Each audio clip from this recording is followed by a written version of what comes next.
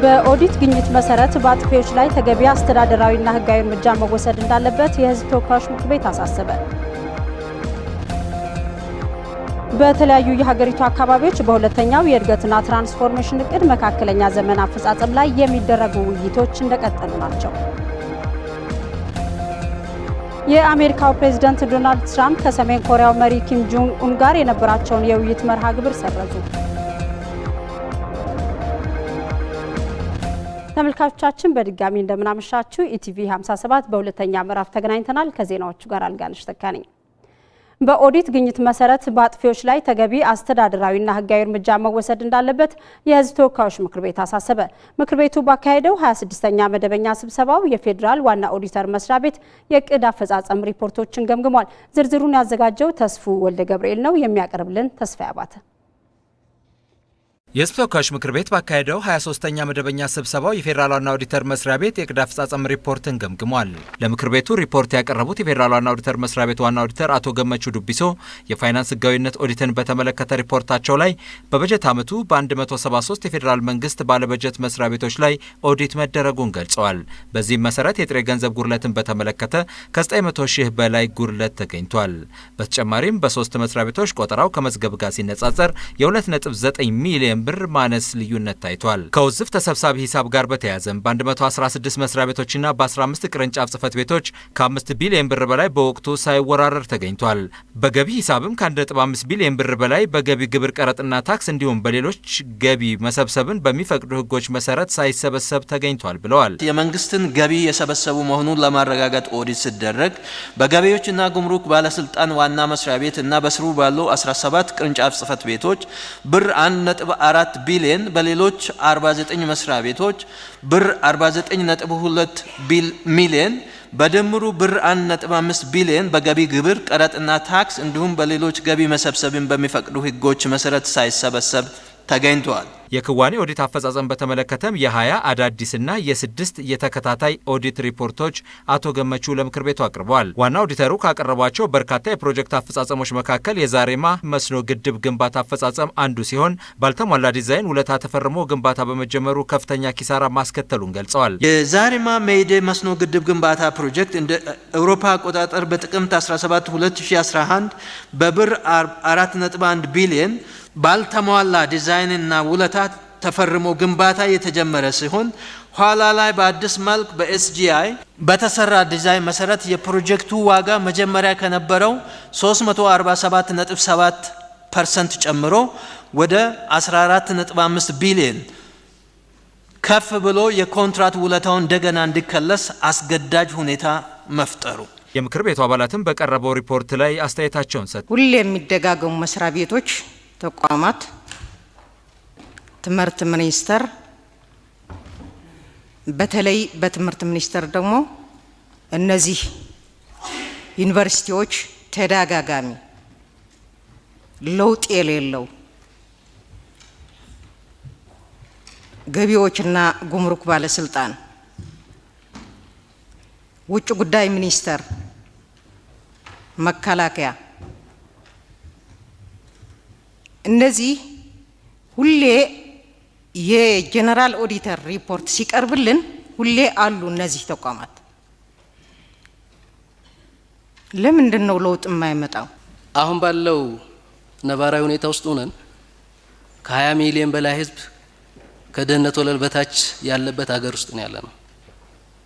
በአይኤምኤፍ እና ወርልድ ባንክ ሪፖርት መሰረት ብድር መመለስ የማይችል ሀገር ተብሎ ሪፖርት እስከ መውጣት እየተደረሰ ያለበት ሀገር ኮንዲሽን ውስጥ ነው ያለነው። ወደ አፈጻጸማችን በዚህ ሂደት ውስጥ የምትገኘው ገንዘብ ከድሃው የምትሰበሰበው ግብር በዚህ ሂደት የሚባክን ከሆነ ስለ የትኛው ጂቲፒ ነው የምናወራው? ጂቲፒንስ በማን ነው የምናስፈጽመው? ክሊርሊ መመለስ ያለባቸው ነገሮች አሉ። ሪፖርቱን መሰረት በማድረግ ለፌዴራል ዋና ኦዲተር መስሪያ ቤት ግብረ መልስ የሰጠው በምክር ቤቱ የመንግስት ወጪ አስተዳደርና ቁጥጥር ጉዳዮች ቋሚ ኮሚቴ የኦዲት ግኝቱ ገላጭና ደረጃው ተለያይቶ መቅረቡ እንዲሁም በፋይናንስ ህጋዊነትና የክዋኔ ኦዲት በእቅዱ መሰረት መከናወኑን በጥንካሬ ተመልክቷል።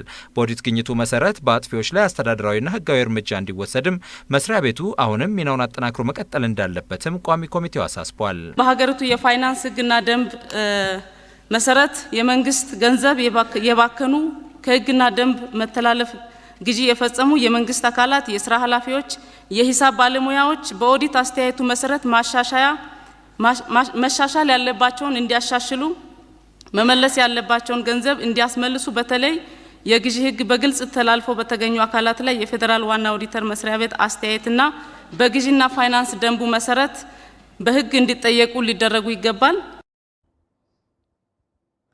የህዝብ ተወካዮች ምክር ቤት ባካሄደው 26ኛው መደበኛ ስብሰባው የፌዴራል ዋና ኦዲተር መስሪያ ቤት ሰራተኞች አስተዳደር የማሻሻያ ረቂቅ ደንብ አጸደቀ።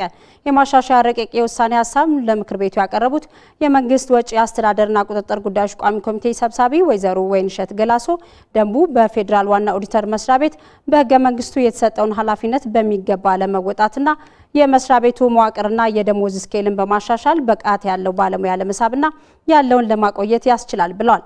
የምክር ቤቱ አባላት የተሻሻለው የፌዴራል ዋና ኦዲተር መስሪያ ቤት ሰራተኞች አስተዳደር ረቂቅ ደንብ ላይ ውይይት በማካሄድ በሙሉ ድምፅ አጽድቋል ሲል የዘገበው ሪፖርተራችን ተስፎልደ ገብርኤል ነው።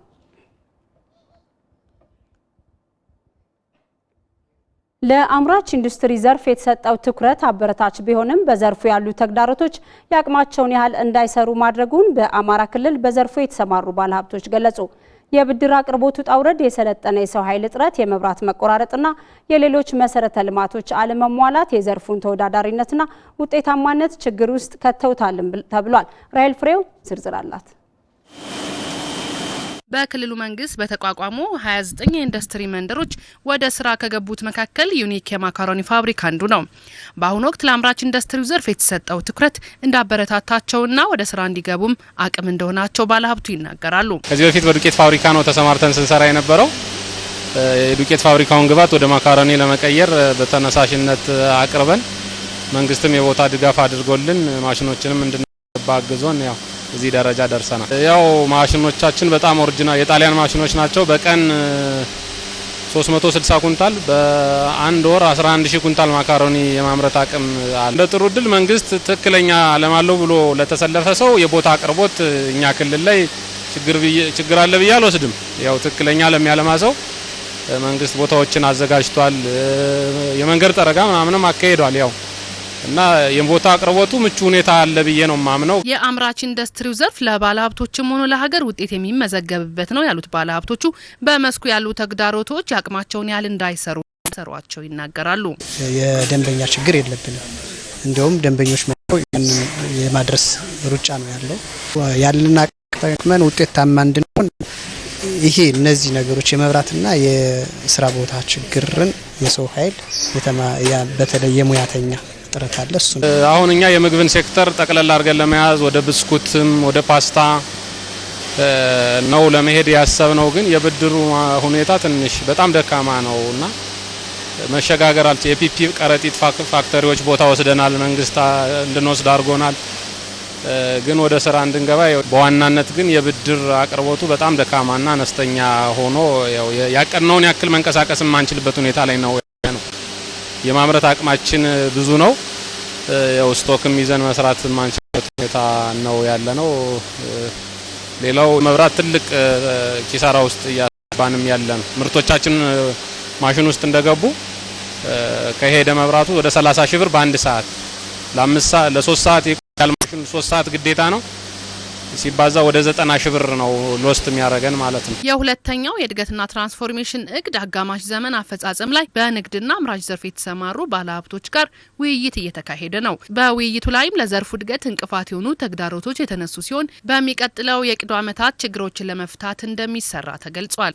የመስሪያ ቦታ ሲሰጥ በተጨባጭ ስራ የሚያሰራ መሆን አለበት የሚለውን እና መሰረተ ልማት የተሟላለት እንዲሆን ማድረግ ይገባል፣ መደገፍ ይገባል የተባለው አስተያየት በጣም አስፈላጊ ስለሆነ እሱም ከገቢ ጋር ያለውን ቀጣይ አስተያየት ይሰጥበታል ብዬ አስባለሁ።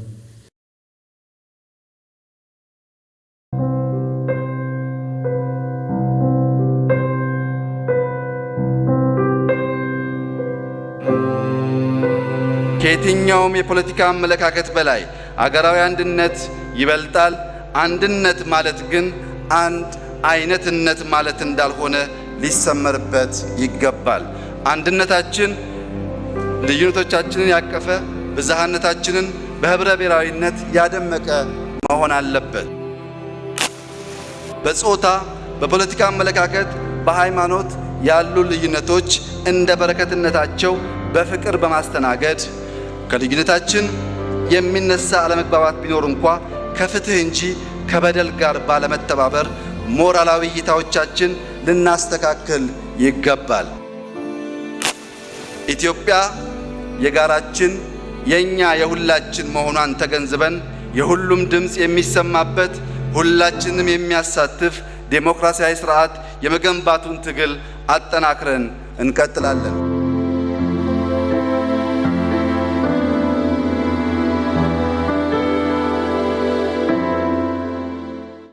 ተመልካቾቻችን በሁለተኛው የእድገትና የትራንስፎርሜሽን እቅድ የመካከለኛ ዘመን አጋማሽ ላይ የሚደረገው ውይይት በተለያዩ የሀገሪቱ አካባቢዎች አሁን እንደቀጠለ ነው። በዚህ ጉዳይ ላይ ተጨማሪ ማብራሪያ እንዲሰጡን እዚህ ስቱዲዮ እንግዳ ጋብዘናል። እንግዳችን ዶክተር አጥላው አለሙ ይባላሉ። በአዲስ አበባ ዩኒቨርሲቲ የኢኮኖሚክስ ትምህርት ክፍል መምህር ናቸው። ከሳቸው ጋር ቆይታ ይኖራል። ዶክተር እንደምናመሹ እንኳን ደህና መጡ።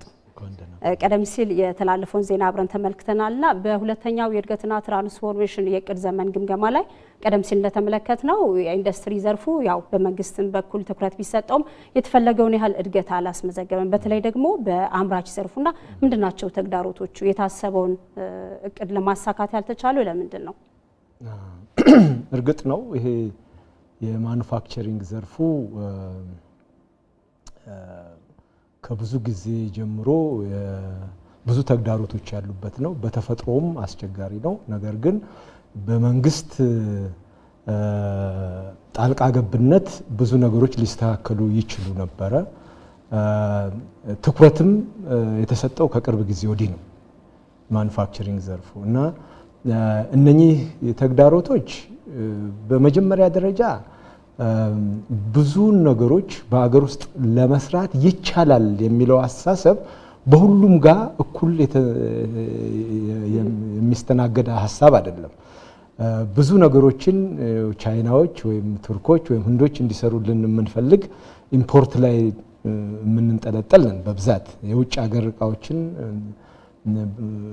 የበለጠ ዋጋ የምንሰጥ ነን። ነገር ግን በአገር ውስጥ ደግሞ እንሰራለን ብሎ የተነሱ የግል ባለሀብቶች ብዙ ድጋፍ ይፈልጋሉ።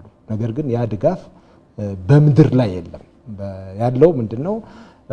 በተለይ መንግስት በሚያንቀሳቀሳቸው የማኑፋክቸሪንግ እንትን ላይ ያተኩራል። መንግስት ደግሞ ፕሮጀክቶች የራሳቸው የውጤታማነት ችግር አለባቸው። ለምን? የግል ባለሀብቱ ቢሳካለት በትርፍ ይሸለማል፣ ባይሳካለት በኪሳራ ይቀጣል።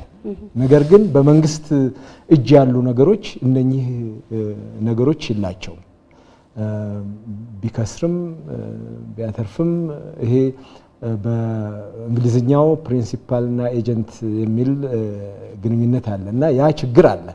በግል ባለሀብቱ ግን ለራሱ ሲል እንትኖቹን ተጠቅሞ ይሰራል። ለሱ ግን የሚያስፈልጉት መሰረታዊ ይሄ ኢንፍራስትራክቸር የሚባለው መሰረተ ልማቶች ይፈልጋል። እነኛ መሰረተ ልማቶች በመብራት፣ በውሃ፣ በተለያዩ አገልግሎቶች፣ መሬትም ጭምር ብድር እንዲህ የመሳሰሉ ነገሮች ለብዙ የአገር ውስጥ አምራቾች ችግር ናቸው። ማግኘት በጣም ይቸግራቸዋል። አንዱ ደግሞ በመንግስት በኩል ያለው ችግር ምንድነው? ትኩረቱ የበለጠ ኤፍዲአይ ይሄ ፎሬን ዳይሬክት ኢንቨስትመንት ወይም የውጭ ባለሀብቶችን በመሳብ ላይና ኤክስፖርት ላይ የማተኮር ዝንባሌ አለ። ቢሳካ ጥሩ ነው። ነገር ግን ከውጭ የሚመጡ እቃዎችን በአገር ውስጥ መተካትም ደግሞ ሌላው መተኮር የሚገባውና ቅድሚያ ሊሰጥ የሚገባው ነገር ነው። ለምን? የውጭ ምንዛሬን ፍላጎት ይቀንሳል። በሀገር ውስጥ ሲመረት የውጭ ምንዛሬን ይፈልጋል። ሁለተኛ ስራ ይፈጥራል። ብዙ ስራዎች ለመፍጠር ያስችላል። እነኚህን በአመለካከቶቻችን የውስጥ በባለ ሀብቶች ላይ ያለን አመለካከት እንደገናም ደግሞ በሀገር ውስጥ ምርት ላይ ያለን አመለካከት በኢንፍራስትራክቸር ላይ ያለው ድክመት መልካም ዶክተር ከዚሁ ጋር ያይዘው እንዲመልሱልን ያው በርካታ ነገሮች ተነስተዋልና በተለይ አመለካከት ላይ መስራት ይገባል የመጀመሪያው ነጥብ ይሁንና እስቲ በቀጣይስ በቀሩት ግማሹ ጊዜ የሁለተኛው የእድገትና ትራንስፎርሜሽን ጊዜ አብቅቷልና እስቲ በቀጣይ ጊዜያት ኢንዱስትሪውን ለማሳደግ በተለይ የማኑፋክቸሪንግ ዘርፉ ውጤታማ እንዲሆን ምን መደረግ አለበት ነው የሚሉት? እንዳልኩት በመጀመሪያ ደረጃ የአንድ መንግስትም ሆነ የአንድ ህብረተሰብ ኮሚትመንትን ይፈልጋል ማለት ይሄ ቁርጠኝነትን ይፈልጋል። እቅዶችን አንደኛ በስራ ላይ ሊውሉ እቅዶች መሆን አለባቸው። ሁለተኛ እቅዶቹን በስራ ላይ እንዲውሉ ቁርጠኝነት ይፈልጋል። ለቁርጠኝነት ደግሞ እንዲገባን ያስፈልጋል። ወደ ውስጣችን መሆን አለበት ያ ነገር ታማኝ የሆነ ተአማኒ የሆነ ቁርጠኝነት አለ ወይ ነው። ይህንን ማስተካከል ያስፈልጋል። በመሬት ላይ ወርደው የሚታዩ ነገሮች ዝቅተኛ ስለሆኑ ያ ደግሞ የማይቻል ሆኖ ነገር ሳይሆን የአስተሳሰባችን ችግር ስለሆነ እሱን ማሰብና ማስተካከል ያስፈልጋል። በመንግስት በፖሊሲ ሜከሮችም በፖሊሲ አውጪዎችም ተግባሪዎችም አማካይነት ማለት ነው።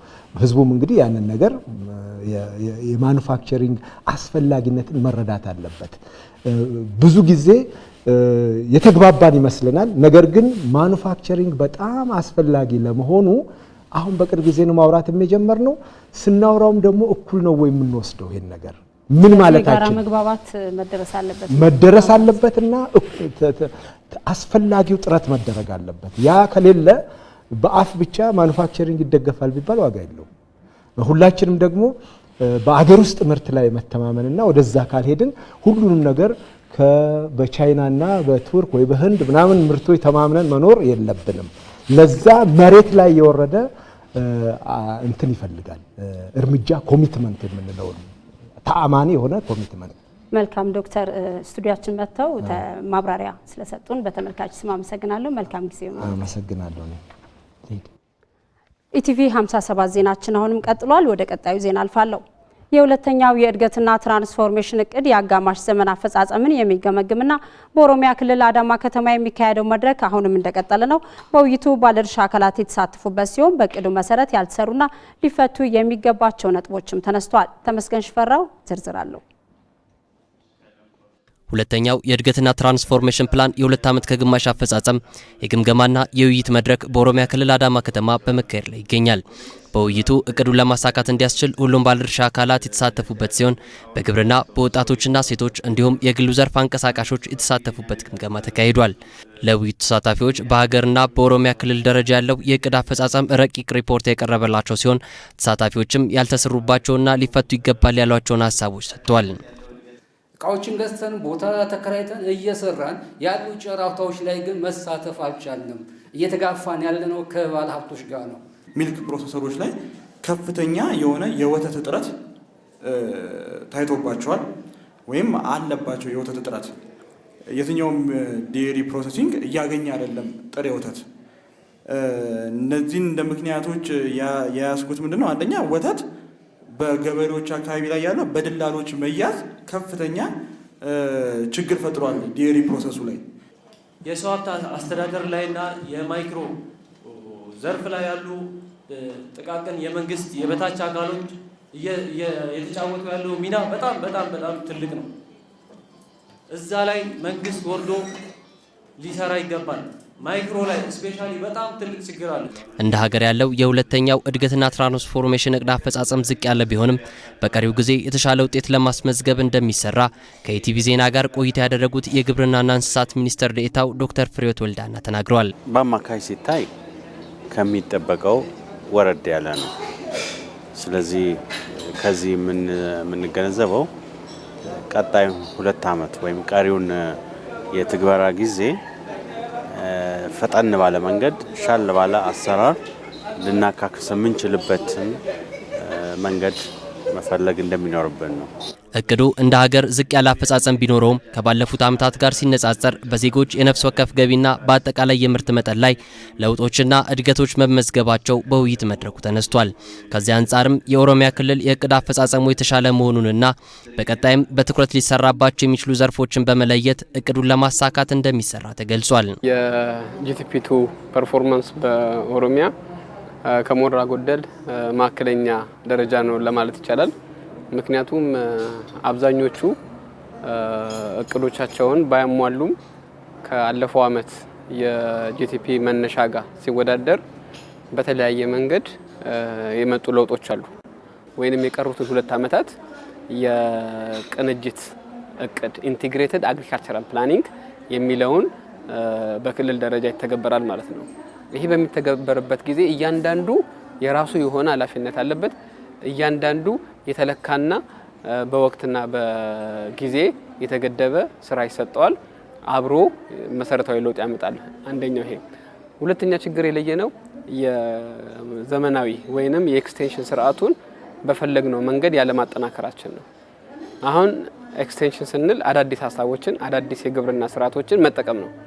አሁንም ስንመለከት በመስመር የመዝራት ምርጥ ዘር የመጠቀም ፈርቲላይዘር መጠቀም ላይ በሚፈልገው መንገድ አልሄደም። ስለዚህ አሁን ይህንን የምናጠናክርበትን መንገድ እያመቻቸን ነው ማለት ነው። የውይይቱ ተሳታፊዎች ያነሷቸውን ጥያቄዎች ለመፍታት በቀጣይ በትኩረት እንደሚሰራም ተገልጿል። በተመሳሳይ ዜና በሀገር አቀፍ ደረጃ እየተካሄደ ያለው የሁለተኛው የእድገትና ትራንስፎርሜሽን እቅድ የአጋማሽ ዘመን አፈጻጸም የምክክር መድረክ 3ኛ ቀኑን አስቆጥሯል። በዛሬው ዕለትም በመቀለ ከተማ ወጣቶችና ሴቶችን ያሳተፈ የምክክር መድረክ ተካሂዷል። በመድረኩ ላይ እንደተገለጸው በእቅድ ዘመኑ ሴቶችና ወጣቶችን በኢኮኖሚ በፖለቲካና በማህበራዊ ዘርፎች ተጠቃሚ ለማድረግ ታቅዶ ሲሰራ ቆይቷል። በዚህም በርካታ ሴቶችና ወጣቶች የልማቱ ተሳታፊና ተጠቃሚ መሆናቸውን የተገለጸው ሪፖርተራችን ገብረ እግዚአብሔር ኃይሉ እንደዘገበው በሶስቱ ዘርፎች ተጨባጭ ውጤቶች ቢመዘገቡም በተለይ በፖለቲካና ማህበራዊ ዘርፎች የሚጠበቀውን ያህል እንዳልተሳካ ነው የተገለጸው። የውጭ ዜና የአሜሪካው ፕሬዝዳንት ዶናልድ ትራምፕ ከሰሜን ኮሪያ መሪ ኪም ጆንግ ኡን ጋር የነበራቸውን የውይይት መርሃ ግብር ሰረዙ። ሰሜን ኮሪያ ለኒውክሌር መሞከሪያ ስትጠቀምበት የነበረውን የፓንጌራ ዋሻዎች ማፍረሷን ይፋ አድርጋለች። ሂደቱን ከተለያዩ ሀገራት የተውጣጡ 30 ጋዜጠኞች ተከታትለውታል። ሰሜን ኮሪያ የደቡብ ኮሪያ ጋዜጠኞችና ገለልተኛ አካላት አጣሪ አካላት በስነ ስርዓቱ ላይ እንዳይገኙም አግዳለች። ከተለያዩ ምንጮች ለተገኘው ዘገባ ሰበረ ምሩጽ ከሰሜን ኮሪያዋ የቱሪስት ከተማ ዋንሳን የ10 ሰዓት የባቡር የ4 ሰዓት የአውቶቡስ ጉዞ ተጨማሪ ደግሞ የ1 ሰዓት ጉዞ ተጨምሮበት ማንታብ በተባለው ተራራ ውስጥ የፓንጌሪ የውስጥ ለውስጥ ዋሻዎች ይገኛሉ። በእነዚህ ዋሻዎች ውስጥ ሰሜን ኮሪያ ለዓመታት ሀያላን ሀገራትን ስታስደነግጥ ከርማለች። የፓንጌሪ ዋሻዎች ከፈረንጆቹ 2006 ዓመተ ምህረት በኋላ 6 የኒኩለር መሳሪያ ሙከራዎችን አስተናግዷል። ከነዚህ ውስጥ አንዱ ሙከራ ባለሙያዎች አጥፊ ነው የሚሉት የሃይድሮጅን ቦምብ እንደሆነ ይነገራል። ከተለያዩ ሀገራት የተውጣጡ የጎረቤቷን የደቡብ ኮሪያ ጋዜጠኞች ግን የማያካትት 30 ጋዜጠኞች ተጋብዘው ይህን የፓንጌሪ የኒኩለር መሞከሪያ ዋሻ ሲወድም እንዲያዩት ተደርጓል። የሲኤንኤኑ ዊል ሪፕሌይ ከመሞከሪያው ዋሻ በ500 ሜትር ርቀት ላይ እንድንቆም ተደረገን ይላል። ከዛ በኋላ ተከታታይ ፍንዳታዎችም ሰማን ብሏል ዊል ሪፕሌይ። በፍንዳታው 3 የኒኩለር መሞከሪያ ዋሻዎች እንደፈረሱ ተነግሯል። ሰሜን ኮሪያ የፓንጌሪ ዋሻዎችን ስታፈርስ ገለልተኛ አካል እንዲገኝ ግን አልፈቀደችም። ጋዜጠኞቹም ከመጠነኛ ጉብኝትና ከርቀት ከሚታዩ ጭሶች በስተቀር ቀርበው እንዲጎበኙም አልተፈቀደም። ይህ ታዲያ ድሮም ቢሆን የሰሜን ኮሪያን ውሳኔ በጥርጣሬ ለሚያዩ የብልጣብልጥነት እርምጃ ነው ይሉታል። ይህ የሰሜን ኮሪያ ውሳኔ በመጪው ሰኔ ወር በሲንጋፖር ሊካሄድ ለታሰበው የኪም ጆንግ ኡንና የዶናልድ ትራምፕ ውይይት ስኬት መልካም ነው ቢባልም ለግምት የሚያስቸግሩት ዶናልድ ትራምፕ ግን ግምቱን ገደል ከተውታል። ሰሜን ኮሪያ ፓንጌሪ ዋሻን ባወደመች በሰዓታት ውስጥ አወዛጋቢው ዶናልድ ትራምፕ የሰኔ ወሩን ውይይት ሰርዘውታል። ትራምፕ ከሰሜን ኮሪያ በኩል እየታየ ባለው አላስፈላጊ ሐሳብና ንግግር ምክንያት ውይይቱን ሰርዣለሁም ብሏል። የፕሬዝዳንቱ መልእክት በውጭ ጉዳይ ሚኒስትሩ ማይክ ፖምፒዮ በኩል ተላልፏል።